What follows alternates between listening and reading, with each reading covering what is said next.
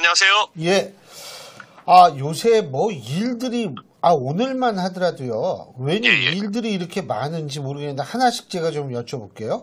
예. 먼저 이재명 대표 기자회견 보셨어요? 혹시 보거나 기사는 보셨어요? 아직 제가 못 들었습니다. 이재명 대표가 상당히 중도 우클릭을 한다라는 얘기들이 많거든요. 그러니까 제가 한 가지 예를 들어볼게요. 예. 오늘 얘기한 멘트 중에 기업이 앞장서고 국가가 뒷받침해서 다시 성장의 길을 열어야 한다. 그리고 트럼프 정부를 맞아서 한미 동맹의 강화가 중요해졌다. 이런 얘기를 했거든요. 예? 이런 식의 이미지 어떻게 보세요? 이 변신을? 사람이 갑자기 변하면 좀 이상한 거거든요, 그거는. 예, 그게 우리가 뭐 사실 덕담이나 아니면 우리가 오랫동안 해왔던 말들이 괜히 그러는 게 아니라 급격하게 항로를 변경하고 급격하게 방향성을 바꾼다는 것이 어떤 계기가 우리가 합리적으로 인식되는 게 아닌 이상 좀 특이한 상황으로 받아들여야 되는 거거든요. 저는 이재명 대표가 그런 표현을 했다면은 뭐 저로서는 우선 믿기는 좀 어려운 상황인 것 같아요. 왜냐면 이재명 대표의 경제정책이라 함은, 특히 시장 친화적이라기보다는 보통 복지나 아니면 나누어주는 것에 강한 것으로 이제 인지돼 있거든요. 아마 이재명 대표를 지지하는 분들도 그런 맥락 때문에 지지하는 걸걸요? 이재명 대표가 뭐 예전에 행정가 시절에도 무슨 기업을 유치하고 아니면은 또 뭐 규제를 풀고 이런 것에 적극적이어서 보긴 어렵거든요. 저는 그래서 좀 이색적인 접근이다 이렇게 생각합니다. 근데 그 이색적인 것, 이게 왜 나왔을까? 이게 초조함에서 나왔다는 분석도 있던데요? 당연히 저는 그런 해석이 나올 수밖에 없는 상황이다. 이재명 대표가 지금 외견상으로는 높은 지지율을 가지고 있는 것처럼 보이지만은, 그거는 경쟁자들이 이 활동할 공간을 없애놓았기 때문에 보이는 약간 독점 효과 비슷한 거고요. 지금 이재명 대표가 과연 개인적인 매력도로 그걸 쌓아 올린 것이냐에 대해서는 많은 사람들이 아니라 생각할 거거든요. 근데 뭐 이재명 대표 입장에서는 수성전에 나서겠다는 건데, 사실 지금 수성전에 나서려면은 예전에 MB처럼 한 60% 나오는 사람이면은 수성전을 펼칠 수도 있는 거고, 탄핵 국면에서의 문재인 대통령이라면은 그런 어떤 무난한 지지를 구축하기 위해서 수성전을 나설 수 있는데, 이재명 대표는 글쎄요, 저는 수성전을 펼칠 만큼의 지금 상황인지는 모르겠습니다. 그 초조하게 생각하는 이유 중에 하나가, 제가 볼 때 오늘 여론조사 나온 거 결과 한번 보셨는지 모르겠는데요. 양자대결 조사. 시사저널 조사에서는 사실은 김문수 김문수 장관이 이재명 대표를 앞서는 걸로 나왔거든요. 어떻게 보세요, 이거? 왜 이런 현상이 나타난다고 보세요? 저는 지금 최근에 ARS 조사에서 아주 이례적으로 높은 응답률이 나오는 것이 보수 진영이 결집해서 응답하고 있는 상황이다라는 건 맞는 분석인 것 같고요. 그렇다고 해서 그게 완전히 의미가 없는 조사냐라는 건 생각해 봐야 될 것 같습니다. 왜냐하면 전화를 받고자 하는 의지라는 것이 드러나는 것은 나중에 굳이 따지고 보면 투표하고자 하는 의지와도 맞닿을 수 있는 거거든요. 그렇기 때문에 저는 조금 이번에 뭐 소위 말하는 강성 보수 지지자가 과표집됐다 하더라도 어떤 추세면에 들었을 땐 이재명 대표의 어떤 독주 체제나 이런 것이 아니면 확인된 거기 때문에 그래서 초조함이 생긴 거는 맞는 것 같습니다. 근데 김문수 장관이 의외로 잘 나오는데 이건 어떻게 해석하고 계세요? 그러니까 세대에 따라 좀 반응이 다를 텐데, 김문수 지사가 어쨌든 정치를 한 지 오래돼서 인지도가 굉장히 높은 분이고, 그리고 이번에 그 탄핵 국면에서 장관 신분으로서 어쨌든 그런 사과 요구를 거부한다든지 좀 특징적인 장면들이 있었기 때문에 탄핵 반대를 기치로 삼은 분들에게는 좋은 선택지가 아니었을까 이런 생각을 합니다. 그러니까 강성 지지층에게 좀 어필했기 때문에 이런 결과가 나왔다, 이렇게 보시는 겁니까? 그리고 구체적인 행동으로 그걸 보여줬죠, 김문수 장관이. 그렇기 때문에 저는 그런 지금 탄핵에 대한 찬반이 중요한 상황에서는 당연히 탄핵 반대층 같은 경우에는 김문수 장관을 대안 중에 하나를 보고 있는 것 같다, 이런 생각입니다. 근데 그 탄핵, 예를 들면 이런 추세가 계속 이어질 거라고 보세요? 이게 이런 게 있습니다. 나중에 원래 연예인 중에도 보면은 페리스 힐튼이 왜 유명하냐 이렇게 물어보면요. 유명한 걸로 유명한 거거든요. 유명한 걸로. 페리스 힐튼이 유명하기 때문이거든요. 그런 것처럼 여론조사도 확실히 그 선거판에서 그런 기능은 있습니다. 그러니까 그 여론조사가 어떤 조사이든지 간에 김문수 장관이 좀 높은 그런 선호도를 기록하는 조사가 이어지면은 이게 대세인가 보다 해가지고 각인 효과가 생기고 또 거기에 따라붙는 편들도 있거든요. 밴드웨건 효과가 나타나는 근데 이게 뭐 아주 단단할지 모르겠습니다. 왜냐면 우리가 뭐 한 2달 전으로 시계를 돌려보면요. 예. 그때는 뭐 한동훈 대표가 그러고 있었는 데도 있었어요. 그래서 지금 이제 한동훈 대표의 위상은 그때에 비하면 2달 만에 확 바뀐 것처럼 저는 항상 보수 진영에서 그냥 가장 많이 얼굴을 보게 되는 후보, 가장 그냥 여론조사 이름 많이 보는 후보에 대한 그런 선호투표 같은 게 분명히 있다 이렇게 보거든요. 예. 네. 그 이준석 의원께서도 출마하실 거 아니에요 이번에. 만일 조기 대선이 이루어진다면. 전 조기 대선이 이루어지면 출마 의향이 있습니다. 출마하실 거 아니에요. 예. 그러면은 사실은 김문수 장관이나 혹은 뭐 이 한동훈 전 대표나 홍준표 시장이나 오세훈 시장에 비해서 이준석 의원의 강점 뭐라고 보세요?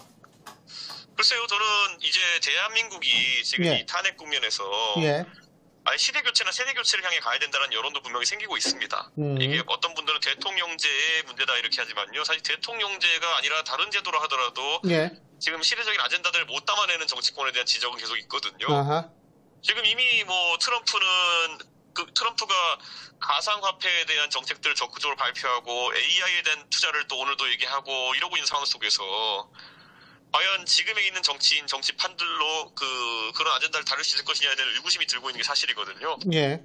저는 그래서 판을 새로 짜자는 분위기가 나왔을 때 제가 강점이 있다 이렇게 생각합니다. 지금 윤석열 대통령 잠깐 말씀하셨는데 사실 이준석 의원께서는 당대표 시절에 윤석열 대통령을 잘 알 거 아닙니까? 그죠? 네. 근데 이 윤석열 대통령이 지금 이런 상황에 이르게 된 가장 중요한 요인은 뭐라고 보세요? 저는 윤석열 대통령이 굳이 따르자면은 대한민국의 시스템 자체를 좀 부정했던 것이 아닌가라는 생각합니다. 예. 예를 들어 언론 같은 경우에도 지금까지 레거시 미디어나 이런 것들이 본인에게 다소 공격적으로 나오니까 이걸 부정해 버렸거든요. 예. 그러다 보니까 그럼 뉴미디어라고 하는 유튜브에 이제 매몰돼가지고 검증되지 않은 정보들 이런 것을 범람하게 만들고 저는 이게 윤석열 대통령이 국가의 대통령이 됐으면은 그 시스템이라는 걸 존중을 어느 정도 해야 되기도 하는데 당대표 그냥 마음에 안 들면은 몇 명이나 내쫓았습니까? 벌써 한 3-4명 되는 것 같은데 그러니까 시스템에 대한 존중 자체가 부족했던 사람이고 사실 이분이 검사했을 때 스타 검사가 된 건 바로 그 시스템에 대한 부정 때문에 스타 검사가 된 거거든요. 권력이 불편할 만한 수사하고 이러면서. 예. 그러니까 저는 이런 국가 운영하는 데 있어가지고 시스템에 대한 부정을 하는 사람이 얼마나 위험한지를 이번에 국민들이 체험했다 이런 생각을 합니다. 윤석열 대통령이 유튜브를 그렇게 신뢰하는 이유가 뭐라고 보세요? 그러니까 보통 대통령 하면은 있잖아요. 네. 일반적으로 모든 이 정보의 정점에 서 있는 사람이라고 생각을 할 거고. 그렇죠. 근데 얼마 전에 기사를 보니까 그런 얘기를 했더라고요. 관저회관 의원들한테 방송이나 신문 보지 말고 유튜브를 열심히 봐라 그랬다고 얘기를 하는데 그렇게 유튜브에 이 애착 혹은 집착 하는 이유가 뭐라고 보십니까? 결국은 알고리즘에 중독이 됐다 봐야 되는 거겠죠. 알고리즘이라는 것이 꼭 윤석열 대통령이 특징적으로 이상하다라는 것 이상으로 사람에 대한 최적화를 잘한다. 예.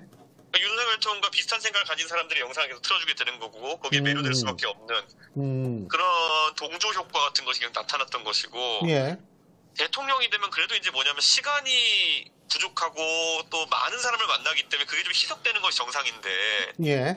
이분은 주변에 많은 사람만 만나서 솔직히 많은 여론을 듣게 돼 있는데 그게 아니라 그냥 저녁 자리에서는 술 마시면서 남에게 이제 다른 자신의 의견을 전파하는 데만 힘쓰고 그리고 또 밤에 또 이제 자기 전에는 유튜브 보면서 그런 어떤 음모론 같은 걸 취득하고 이 정도의 정보 소통 체계를 가지고 있었던 것이 아닌가 하는 게 굉장히 안타까운 그런 상황입니다. 저는 진짜 궁금한 게 이렇게 정보가 많이 올라와서 정보를 많이 듣게 되면 사실은 한편으로는 유튜브에서 또 어떤 음모론 같은 게 나오면 이거는 내가 들은 거하고 좀 다른데 이렇게 생각해야 되는데 그렇지 않은 거 보면 좀 굉장히 특이해요. 제 경험에 따르면 윤석열 대통령의 성정이라고 하는 것은 초반에는 그런 사람들이 더러 있었습니다. 저 포함해가지고.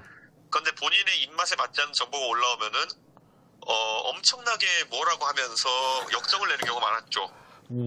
그게 현실 세계에서도 알고리즘으로 동작하는 겁니다. 윤석열 대통령이 주변 사람들이 알아서 발췌해가지고 어떤 정보를 올리는 그런 사람 알고리즘이 동작했을 것이다 이렇게 예상합니다.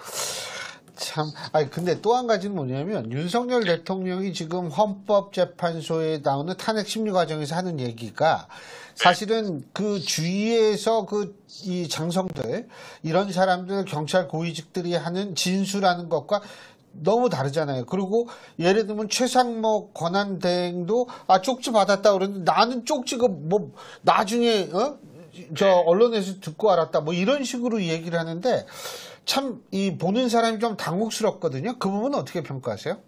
저는 윤석열 대통령이 뭐 전략을 세워서 하는지는 모르겠지만은 김용현, 최상목 등의 인물과 그 진술이 엇갈리는 상황을 의도적으로 만드는 게 아닌가 생각을 합니다. 의도적으로 만든다. 왜요?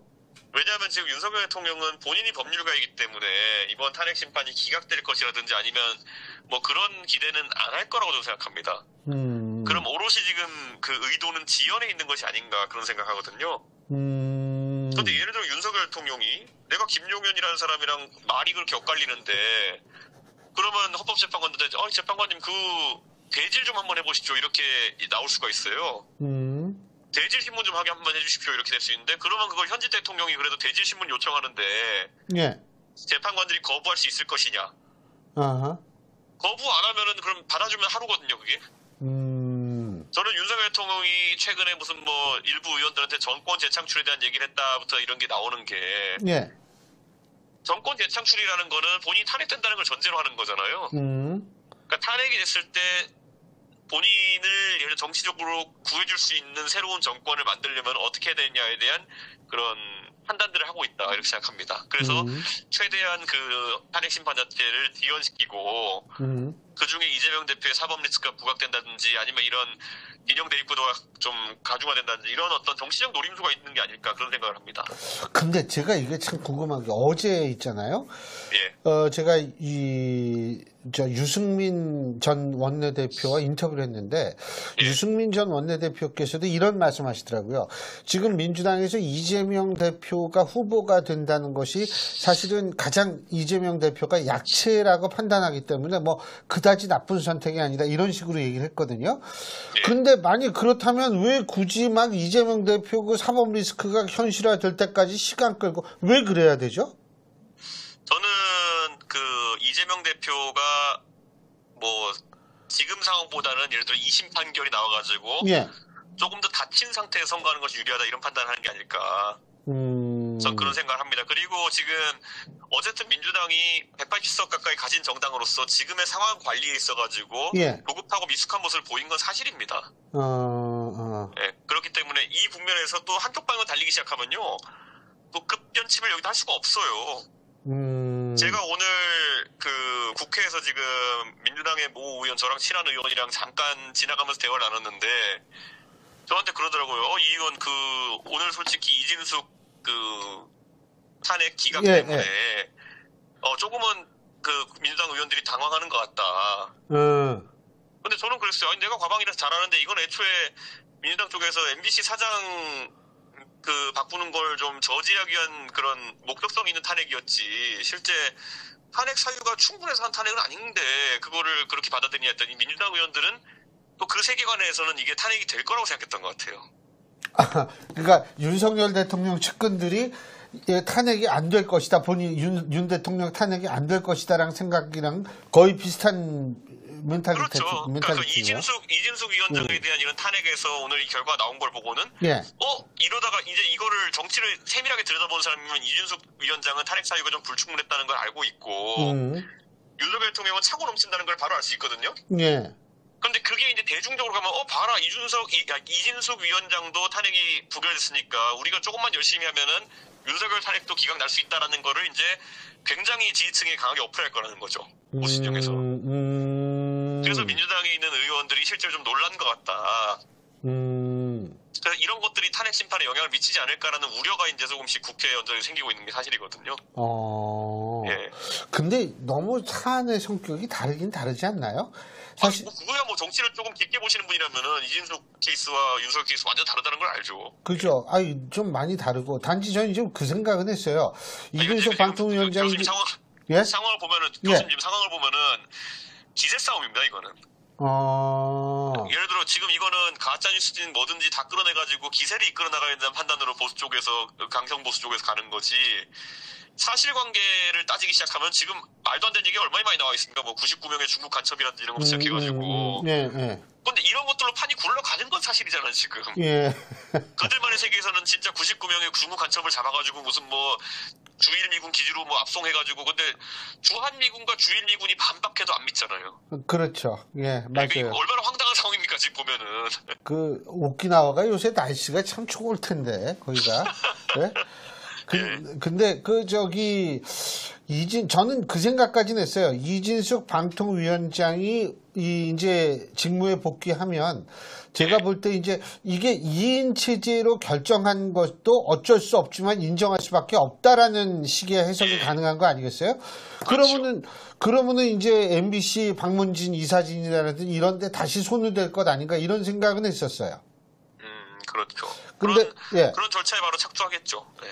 그래서 그것까지는 했는데 이게 윤석열 대통령 탄핵이랑 또 이게 연결이 된다. 와, 그 생각까지는 못 해봤네요. 근데 제가 볼 때는 민주당이 예를 들면 이진수 방송위원장의 이 복귀를 이게 조기 대선이 있다라고 치면 5월이나 뭐 이때 많이 그렇게 가정을 하면 상당히 긴장할 수밖에 없겠죠. 방송 환경 좀 우려할 수밖에 없는 거 아니겠습니까? 그리고 이진숙 위원장이 어떤 그런 절차를 해나갈 때 이진숙 위원장 중심으로 해가지고 뭐 방송 공정성이라든지 이런 논란을 또 만들어낼 가능성이 있거든요. 저는 그런 게 이제 보수 입장에서는 이게 선거에 탄핵 국면 하나는 것보다도 이런 보수 지지자들이 좋아할 만한 아이템 몇 개를 들고 가는 게 유리하다. 그런 생각을 하겠죠. 그러니까 조금 구체적으로 예를 들면 뭐가 있을까요? 그런 게? 뭐 MBC, JTBC 공격하려고 하겠죠. 그런 거요. 그래서 보수 유권자들한테 좀 더 어필하고 이렇게 이제 할 수 있는 그런 거다. 그래서 이게 사실관계가 중요한 판이 아닌 거죠, 그분들한테는. 그렇죠. 요새 돌아가는 거 보니까 사실관계는 하나도 중요한 것 같지가 않더라고요. 그러니까 뭐 99명의 중국 간첩 뭐 이런 것도 사실 그 보수 진영의 상당수 내재돼 있는 반중 정서에 기반해서 그냥 아무 말이나 하는 거지. 이게 뭐 말이 되는 얘기가 아니거든요. 그거 너무 번잡스럽잖아요. 평택에서 배 태워가지고 저기 어디죠? 오키나와까지 가려면 그게 십몇 시간 걸릴 거예요. 그거 배 타고 가면. 굳이 왜 그래야 되는지도 모르겠고요. 글쎄요. 저도 그게 조금 굉장히 놀라운 주장이라는 생각은 했는데, 어떻게 민주당은 이재명 대표가 후보가 되는 게 거의 뭐 상수가 되겠죠? 어떻게 보세요? 그렇다고 봐야 될 것 같은데요. 이재명 대표에 대해 가지고 최근에 양자 대결 조사라는 것이 이게 또 뭐 그 조사가 얼마나 편향되었느냐 아니면은 왜곡의 요소가 있냐는 차치하고 이런 결과들이 보도되면 민주당 지지층은 불안할 수밖에 없는 거죠. 더 뭉친다 이거죠? 그래서 이재명 대표를 굳이 배척하지 않더라도 다른 대안들을 한번 띄워보자라는 여론이 비등할 수가 있습니다. 다른 대안들을 띄워보자? 예를 들면 다른 대안들을 띄워보고 잘 되는지 보자 정도의 여론이 생길 수가 있습니다. 그러니까 뭐 예를 들면 김동연 지사라든지 김부겸 전 총리라든지 이런 분들을 한번 띄워본다. 당연히 우리가 흔히 얘기하는 문재인 정부의 3총리 있지 않습니까? 뭐 이낙연, 정세균 그다음에 김부겸까지 이 3총리 분들도 본인들의 의사와는 관계없이 언급이 될 것 같고요. 김동연 지사도 언급될 테고. 우원식 국회의장은 어떻게 보세요? 우원식 의장님은 당연히 그 의장이라는 막중한 책무가 있으시기 때문에 본인 입으로는 전혀 그런 의사가 없다 하시겠지만은 언급을 하겠죠 사람들이. 그러니까 그런 분들이 근데 만약에 그분들이 의외로 잘 나오면 어떡합니까? 그때 이제 이재명 대표의 진짜 위기가 시작되는 거겠죠. 지금 상황에서는 여론조사가 이상한 거야 이러겠지만 예를 들어서 우원식이나 아니면은 삼총리 같은 중량감인 인사분들의 이름을 넣었을 때 이재명으로 하니까 저쪽에 누구든지 양자로 지는데 이분들로 하니까 이기네 뭐 이런 결과 나오면 그때부터는 상대성이거든요. 절대적으로 그 조사가 얼마나 왜곡되는지와 관계없이 이재명 대 뭐 예를 들어 홍준표 이거는 밀리는데 뭐 우원식 대 홍준표 아니면 김부겸 대 홍준표 이거는 이기네 이러면 이 길이 아닌가 이렇게 되는 거죠. 그러면 이제 그때부터 본격적으로 흔들릴 수 있다. 근데 저는 아직까지도 그 가능성이나 아니면 그 단계에 가기까지는 좀 멀었다라는 생각을 하는데요. 왜 멀었다고 보세요? 왜냐면 당장 지금 범야권에서는 이재명 대표 혼자 정치를 약간 독점해온 기간이 길기 때문에 예. 정치 고관여층은 예를 들어 뭐 김부겸 총리나 아니면은 뭐 아까 이낙연 총리 뭐 저런 분들을 다 기억하지만은 대중적으로는 약간 그분들에 대한 기억이 페이드아웃 되는 과정 중에 있었거든요. 예, 이번에 우원식 의장님이야 당연히 뭐 이번에 탄핵 과정에서 본인의 존재감이나 아니면 인지도를 많이 올리셨기 때문에 조금 다르겠지만은 그래서 저는 그 판은 좀 아직까지는 거리감이 좀 있을 거다 이런 생각이 듭니다. 근데 뭐 지금 민주당 쪽에서도 잠룡들이 좀 꿈틀거리긴 하더라고요. 예. 네. 이준석 의원님 좀 죄송하지만 네. 요새 개혁신당도 만만치 않게 시끄럽더라고요. 예. 어떻게 전망하십니까? 뭐 그런데 저는 뭐 이 사태 처음부터 예. 이거 뭐 우리 사무처 당직자들이 허은하 대표 업무 지시나 이런 것들에 대한 불만이 많고 그래서 당이 조금 공전되는 것 같아가지고 제가 이거 허은하 대표 좀 결자 해지해라. 이거 뭐 사무처 당자냐 풀 게 있으면 풀고 이런 식으로 얘기했는데 허은하 대표가 이제 급발진하면서 이제 본인의 사퇴 국면까지 이제 가는 거거든요. 저는 사실 왜 그런지는 잘 모르겠고 그런데 아무쪼록 지금 당원 소환 투표가 이제 내일부터 진행이 되는데 저쪽 인정 안 할 거려? 뭐 그럴 가능성이 있죠. 그런데 뭐 그거와 관계없이 어떤 수치가 나올 것이고 그러면 예. 그에 따라 가지고 당원들의 의사는 확인될 것이고 저는 뭐 그 뜻에 따라 가지고 당내 구성원들이 뭐 뜻을 모아서 해결해야 되지 않을까라는 생각하는 게요. 사실 이 당이 뭐 의석이 많은 것도 아니고 당원들이 내는 당비로 운영되는 당이거든요. 저희 국고보조금도 많지도 않아요. 네, 그렇기 때문에 당원들의 의사에 반하는 판단을 우리 구성원들이 한다면은 그건 어차피 좀 말이 안 되는 상황이 아닐까. 그래서 뭐 그 투표 결과를 뭐 섣불리 예측하기는 어렵지만은 당원 투표가 이뤄진다는 관점에서 하나의 분수령이 되지 않을까 생각합니다. 어쨌든 지금 시국에서 이게 좀 빨리 수습이 돼야 되는 것 아닌가 이런 생각이 들 수밖에 없거든요. 아니, 저는 이해가 안 가는 게 저는 뭐 이런 상황을 만드나라는 생각이 들어가지고요. 예, 어차피 저는 제가 뭐 의원 되고 나가지고 뭐 당무라는 거는 사실 제가 원맨쇼 당을 만들 수도 있었지만은 여러 사람이 경험해봤으면 좋겠다 해가지고 제가 전당대회 안 나가고 그래서 허은하 대표가 이제 당선돼가지고 하는 건데 근데 뭐 그 취지하에서 가는데 갑자기 뭐 상황 정치 이래버리니까 저가 할 말이 내가 상황 정치 한 거 있으면 하나만 얘기해보세요 이렇게 말 못하잖아요. 그러니까 실제로 상황 정치 한 뭐 증거라는 게 나온 걸 봤습니까? 그러니까 저는 지금 굉장히 난감한 상황입니다 이게. 근데 뭐 좀 있으면 풀리겠죠 뭐. 그리고 이제 또 더 큰 이 게임이 시작이 슬슬 될 수도 있는 거 아니겠어요? 예? 좀 지켜봐야죠.